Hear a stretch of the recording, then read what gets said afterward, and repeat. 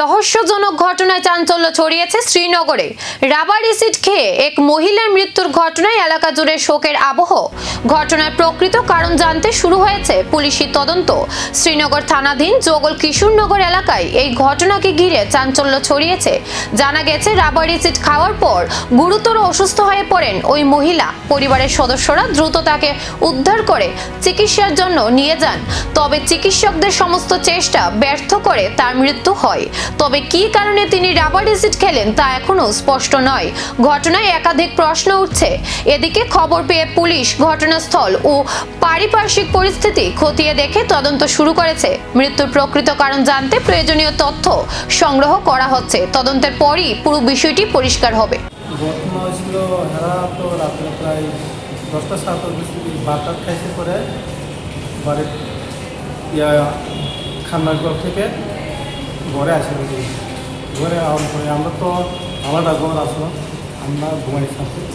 এরপরে বিয়া হেরাই এরকম ঘটনা আছে, আমরা তো জানি না। কি খাইছে? রাবারে আছে। কি কারণে খাইছে? কী কারণে খাইছে কিছু কথা নেই।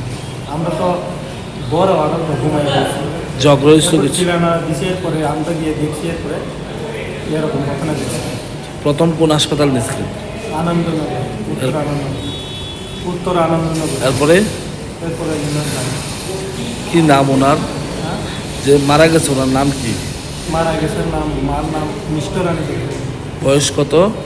বয়স 53। বাড়ি বাড়ি কোনখানে? বাড়ি গাইরাছড়া, যুগল কিশোরনগর। গাইরাছড়া পঞ্চায়েত, যুগল কিশোরনগর থানা শ্রীনগর। তুই তারা ঝগড়া হয়েছিল কোনো রাত্রেবেলা? ঝগড়া তো আমি শুনছি না স্যার। ঝগড়া সম্বন্ধে শুনছি না। ও বারটা খাই আসলে কিন্তু দেখছি আমরা। হ্যাঁ, এরপরে যে কীটা হয়েছে আমরা আর বোনই দেখছি না। ওনার সাথে আর কে থাকতো? আমার এর সাথে বাবু থাকতো, দুজন।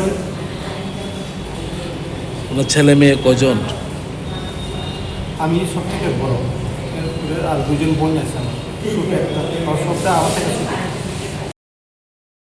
রাবার এসিড খাওয়ার পেছনে কি রয়েছে কোনো রহস্য, নাকি এটি নিছক দুর্ঘটনা? তদন্তের পরই মিলবে আসল উত্তর।